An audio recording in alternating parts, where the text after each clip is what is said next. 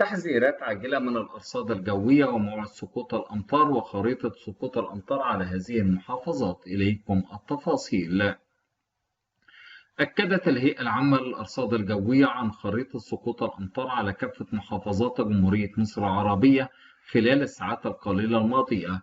وأكدت الهيئة العامة للأرصاد الجوية أن خريطة سقوط الأمطار بعد السحب المنخفضة والمتوسطة شمال وجنوب البلاد فتتعرض محافظة الإسكندرية والبحيرة وكفر الشيخ والغربية والمنصورة ودمياط خلال هذه الفترة الحالية من أمطار بسيطة خفيفة إلى معتدلة في بعض الأحيان، متفاوتة الشدة في البعض الآخر، مع السحب المنخفضة ومتوسطة على شمال وجنوب البلاد ورياح نشطة للغاية. وقد أكدت الأرصاد الجوية أن هناك على القاهرة بعض سقوط الأمطار من خفيفة إلى متوسطة تعد إلى 20%. أما على محافظات الإسكندرية والبحيرة وكفر الشيخ تعد بنسبة 40 و30%.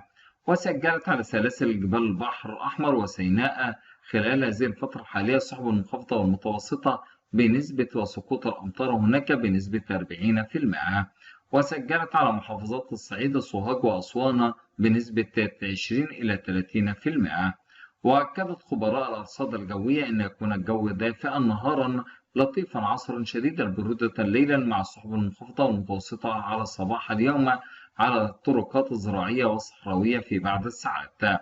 وقد أكدت خبراء الأرصاد الجوية أن درجات الحرارة المتوقعة القاهرة 27-20، الإسكندرية 26، أيضا 18. وسجلت الغربية اليوم بكافة المحافظات 26-20. وسجلت كفر الشيخ 25-18. وسجلت أيضا الإسماعيلية تسجل 27-20، بورسعيد 26-19. وسجلت المنوفية 27-20، الفيوم 27-20، المنيا 28-20، الأقصر 29-19، سوهاج 28-20.